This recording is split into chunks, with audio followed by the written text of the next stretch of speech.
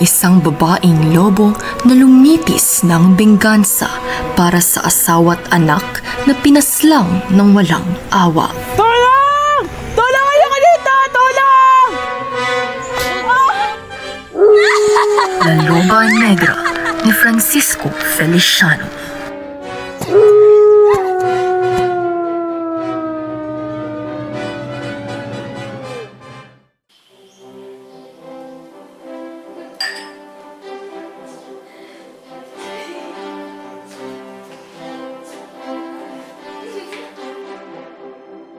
Factum est vespere sonibus. Maraming salamat sa inyong pagdalo sa ating munting kasiya.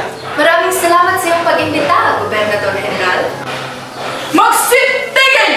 Balita ko malayo pang Pasko. Sino lapastangan ang nagplano nito? Ikaw ba, Gobernador General? Kung iyong mamarapatin, hindi ako naparito pang turuan mo ng mabuting asal at wala kang karapatan upang pagsabihan ako ng ganyan. Huwag niyo po sanang kalimutan na isang Gobernador General ang nausap, kagalang-galang na Padre Tutanes. Ako pa rin ang padre dito! Magsitigil kayo! Ang kasiyahan ito ay bulos na kasiyahan lamang. Huminahon ka, mahal ko, at tayo lumisan na lamang.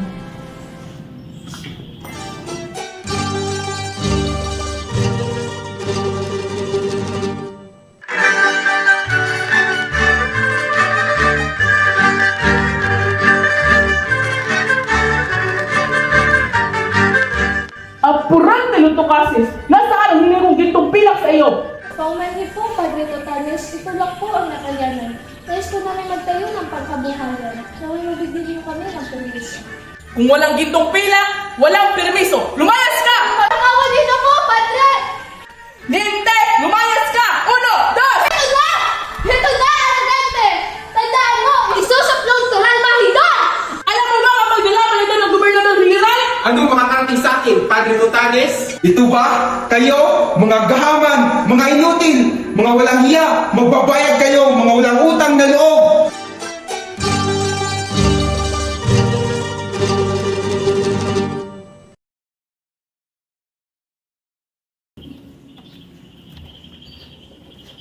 Mahal na Obispo, kung di niyo mamasamain ang kailangan nating pustain, ang humahadlang sa ating mga plano. At ang aking nakikita ay si Gobernador General Bustamante. Tama nga iyon, baka siya nga ang maging dahilan ng pagkaulot ng ating mga plano. Dahil sa mga pangyayari, napagtanto ni Padre Tutanes at ng kanyang mga alagad ang pagiging hadlang ni Gobernador Bustamante sa kanilang mga planong kasakiman.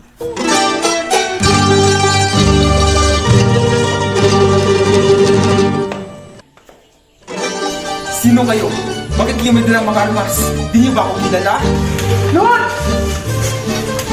Mga walang hiya, magbabayad kayong mga Friday!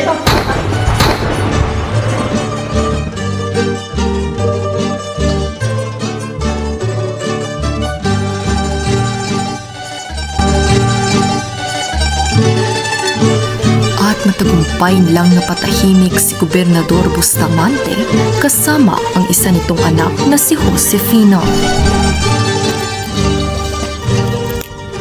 Sino ka? Anong pakay mo sa akin? Dala ng kanyang pansariling interes, pinagsamantalahan niya ang isa pang anak na si Dolores.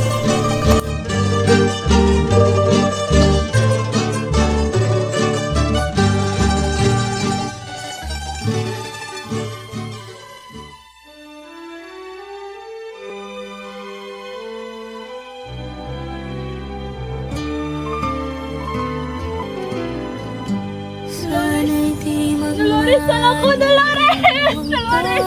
Anak ko, Dolores! Anong ginawa nila sa'yo? Anak ko, Dolores! Anak ko! Dolores! Dolores! Pagbabayaran niyo lahat ng ito!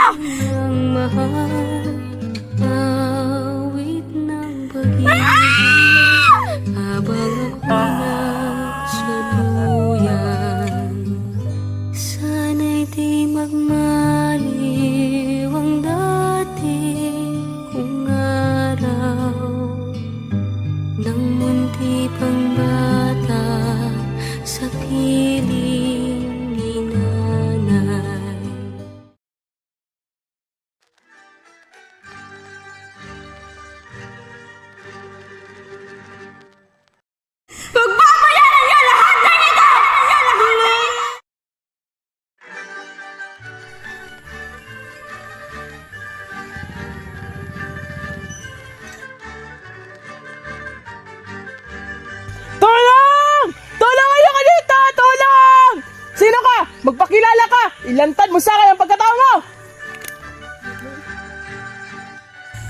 Pagkatao? Sa'yo pa talaga nanggaling salitang mga yan.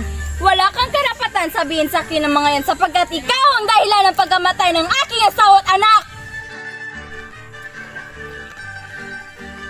Pinaslan nyo ng walang awa ang isa ko pang anak at ang aking asawa. Hindi pa kayo nakontento at dinungisan nyo pang anak ko ang si Dolores. Ngayon, magtatanong ka kung sino ako?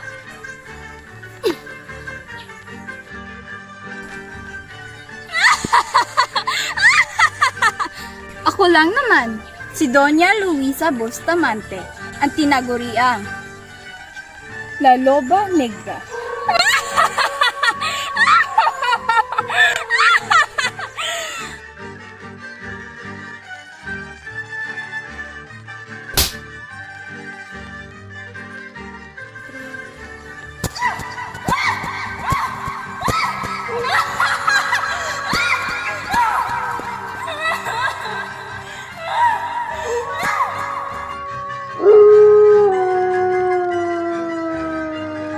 Nakaugat sa kanyang malalim na pagdadalamhati at pagkamuhi sa mga praile. Di natapos dito ang paghihiganti ni Doña Luisa. Nakabalat kayo bilang La Loba Negra o The Black She-Wolf. Nagpatuloy siya at pumatay ng 200 pang pari sa loob ng 2 taon.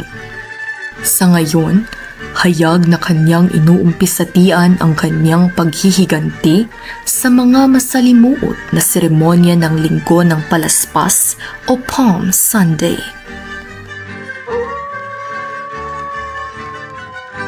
Maging maingat, ang naririnig mong tahol sa malapit ay maaaring siya. La Loba Negra ni Francisco Feliciano.